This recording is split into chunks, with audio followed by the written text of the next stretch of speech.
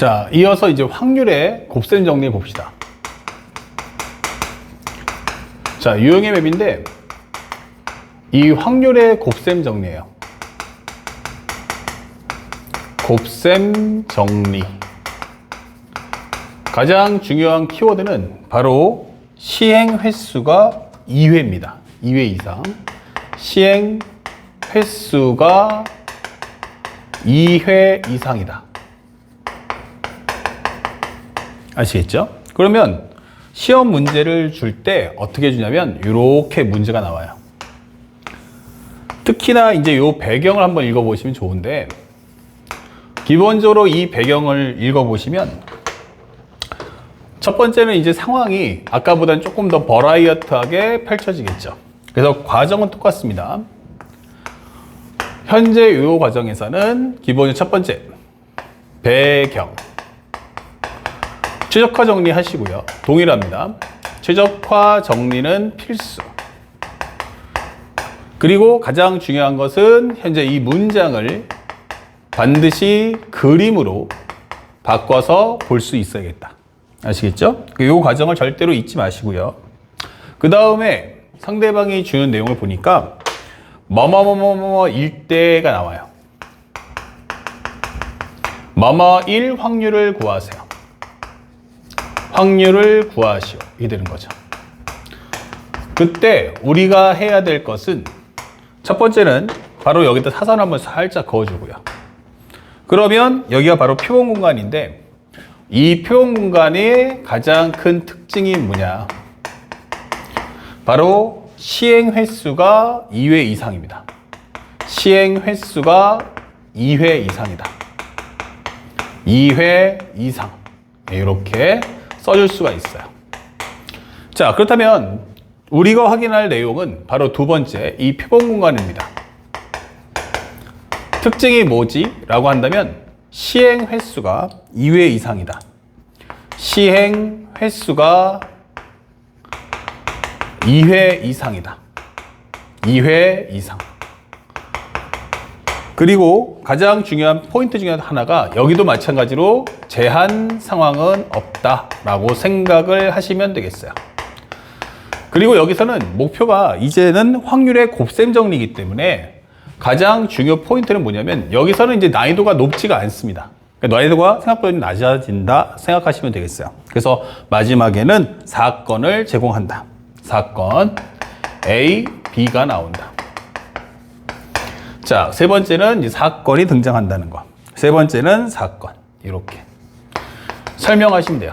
여기는 말 그대로 제한 상황이 존재하겠죠. 자, 이때 우리가 확인해야 될 부분은 뭐냐면 이 부분을 집중적으로 잘 보셔야 됩니다. 어디를 볼 거냐? 그럼 바로 이 부분이 가장 중요합니다. 시행 횟수가 2회 이상일 때는 첫 번째 뭘 확인할 거냐? 1번 동일한 행동을 하십니까? 이게 물어봐요. 그러면 같은 행동을 할 거냐? 다른 행동을 할 거냐? 동일 행동이십니까? 그러면 아니요. 이게 되는 거죠. 그러니까 다시 말하면 공을 뽑고 주사위를 던지고 동전을 튕기고 이런 것처럼 동일 행동이 아니야. 이게 되는 거예요. 자, 이럴 때는 첫 번째 영향을 받습니까? 영향 받아 라고 해버리면 이때는 PA 교집합 B가 되는데 이때는 중요한 게 순서가 중요하기 때문에 요게 바로 1회의 결과를 적어주시고 요게 2회의 결과를 적어주시면 돼요. 그래서 첫 번째는 A의 확률을 편하게 구해주는데 요거는 1회니까 전혀 지장이 없는데 그 다음에 상황이 이어지니까 곱사건으로 연결되겠죠. 이때 A에 의해서 환경이 바뀐다는 뜻이에요. 그래서 우리가 알고 있는 P, B바 A로서 문제를 풀어주시는데 이거는 조건부 확률을 구한다라는 개념이 아니고 이건 뭐예요? A에 의해서 환경이 조절이 된다. 바뀐 환경에서의 B가 당첨될 확률이다. 이렇게 생각하시는 게 정확히 맞고요. 그 다음에 두 번째는 만약에 영향을 안 받아 라고 할 때는 우리가 알고 있는 것처럼 확률의 곱셈 정리로서 문제를 푸시면 됩니다. 이때는 첫 번째 요것이 바로 1회의 상황이고 요게 바로 2회의 상황이 되겠어요. 이때는 단순하게 PA 곱하기 PB 이렇게 해서 각각의 확률을 구한 다음에 곱해주세요. 그래서 첫 번째는 1회, 그 다음에 두 번째는 2회다 라고 생각을 하시고 문제를 푸세요. 자, 다음 이제 중요한 건데 만약에 이게 동일 행동이라면 이게 되는 거예요. 같은 행동을 반복한다면 어떻게 되겠습니까? 이게 되는 거예요. 아, 동전을 잡았더니 동전만 던지는 거고요. 주사위 잡았더니 주사위만 굴리고 있어요. 자, 이럴 경우에는 경우의 수가 세 가지로 나뉩니다. 동일 행동을 반복해? 그러면 가장 첫 번째 떠오르는 게 바로 뭐냐면 독립시행이 되는 거야. 독립시행. 그러면 가장 중요한 게 사건은 어떠냐? 그럼 사건 자체가 독립입니다 라고 설명해 주는 거야. 사건은 독립이다. 근데 독립의 의미가 뭐지? 라고 해보면 첫 번째, 영향을 주지도 받지도 않습니다 라고 설명해 주는 거야. 영향을 주지도 않고 받지도 않을 거야. 그리고 가장 중요한 게 첫 번째 할 때와 두 번째 할 때가 환경이 똑같네 라는 초기화가 될 수 있어야 돼요. 그리고 두 번째가 바로 뭡니까? 구하는 값이 되겠죠. 얘가 바로 가장 중요한 횟수의 개념이 돼요. 그 중에서 몇 번 나왔는데 라는 횟수의 개념이 나와줘야 한다. 아하, 그렇다면 이때는 PX가 R이라면 이거는 N번 중에 R번 시행을 했는데 N번 중에서 R번이 발생을 할 거고 그때 당시 P의 R승, 그 다음에 1-P의 N-R승으로 문제를 풀어주시면 돼요. 그 다음에 두 번째는 만약 이걸 비트는 거야. 그래서 가장 무서운 게 바로 독립사건이 나올 수도 있다는 거. 이것은 무엇입니까? 라고 하면 사건 자체는 독립사건인데 독립사건이지만 and, 동시에 똑같죠? 근데 구하는 값이 횟수가 아니다 라고 하는 거예요. 이것은 횟수가 아니다. 그러니까 우리가 알고 있는 표를 만들었을 때 표 안에 들어갈 내용이 OX야. 동그라미 발생했다, X 발생하지 않았다. 그러니까 OX라는 값을 적어준다면 독립시행이 되지만 만약에 표 안에 들어갈 내용이 OX가 아닌 다른 내용이 나온다면 이거는 철저하게 독립사건으로 문제를 풀어주셔야겠어요. 이때는 PA 곱하기 PB로서 문제를 풀어라 이게 되는 거죠. 그리고 끝판왕이 있는데 그 끝판왕이 누구냐? 바로 세 번째. 우리가 알고 있는 수영도입니다 라고 하는 문제가 되겠어요. 수영도. 이것은 가장 중요한 게 뭐다? 사건 자체가 독립사건이 될 수가 없는 거야. 자, 이렇게 된다면 우리가 원하는 PA 교집합 B다 이게 되는 거죠. 독립사건이 아니라는 것은 뭐냐면 영향을 받거나 아니면 우리가 원하는 건 초기화가 되지 않는다. 이렇게 된다면 설명해 달라는 거야. 그때는 현재 동일한 행동을 반복하기 때문에 똑같이 하는데 이게 분수가 두 개로 나눠지는 게 아니야. 그러니까 쉽게 말하면 네모분의 뭐, 네모분의 뭐 이렇게 설명하는 게 아니다는 얘기예요. 각각을 구하는 게 아니고 하나로 묶을 수밖에 없다. 그러면 네모 곱하기 네모분의 특정하게 여기는 동그라미의 개수 이렇게 되는 거죠. 사건이 하나로 묶인다. 바로 우리가 알고 있는 수영도 뭐예요? 우리가 알고 있는 첫 번째, 두 눈의 합차. 합 또는 차. 그리고 곱. 그래서 앞에 있는 결과가 뒷사건에도 영향을 주죠. 예를 들어서 두 눈의 합이 예를 들어서 5가 나왔어요. 이렇게 된다는 거예요. 이러면 앞에 게 1이면 무조건 뒤에 게 4, 2가 되면 3, 3이면 2, 4면 1. 이렇게 이게 세트로 묶여버리면 따로따로 구할 수 있는 게 아니다. 이게 설명해 주는 거야. 그렇죠? 그래서 이렇게 합차나 곱이 나오면 무조건 수영도. 그 다음에 두 번째 우리가 알고 있는 바로 부등식이 나오는 모든 크기들. 부등식 기호가 있는 모든 문제들. 그러니까 같은 말로 하면은 뭐다? 대소, 비교. 크다, 작다. 이런 언급들. 또는 일치, 불일치. 일치오와 불일치가 나올 때. 이거 현재 같냐? 아니면 다를 때. 이렇게 나올 때. 그러니까 이런 언급이 뜨면 이거는 100% 수용도구나 해서 이때는 전체 가수를 구한 후 두 개의 각각 사건을 일일이 다 적어가면서 내용물을 확인해 주시면 되는 거예요. 그래서 우리가 알고 있는 현재 상황을 보니까 바로 이렇게 구성되는구나. 그 선생님이 매핑에 있는 것보다 수용도의 내용을, 그러니까 매핑에 있는 것보다 좀 더 확률의 곱셈 정리를 좀 더 자세하게 적어 놨습니다. 요거 꼭 보시면서 여러분들 교재 갖고 계신 내용에다가 업데이트를 해주세요. 그리고 이 관점대로 문제를 보려고 노력하셔야 됩니다. 아시겠죠? 그리고 또 최근에는 이제 이런 문제에 더불어서 뭘 내냐면 앞에서 배웠던 바로 여사건의 확률도 같이 출제가 되고 있다는 것도 알고 계셔야겠어요. 자, 그러면 선생님과 함께 이제 8번 문제부터 하나씩 추가해서 한번 풀어보도록 하겠습니다. 자, 요거 매핑 꼭 업데이트 하시고요. 자, 문제 보니까 1, 2, 3이 하나씩 적혀있는 3개 공이 들어있는 주머니가 있어요. 이렇게. 오케이. 자, 여기 1, 2, 3이 있어요. 그런데 이 주머니에서 임의로 한 개 공을 꺼내서 적혀있는 수를 확인한 다음에 다시 넣겠대요. 근데 이와 같은 시행을 몇 번? 반복해서 5번 반복하여 하게 됐어요. 그러니까 공을 넣었다가 확인하고 집어넣고 넣었다가 확인하고 집어넣고 이렇게 된다는 얘기죠. 그때 그럼 5개 이렇게 5번 했다고 이게 되는 거죠.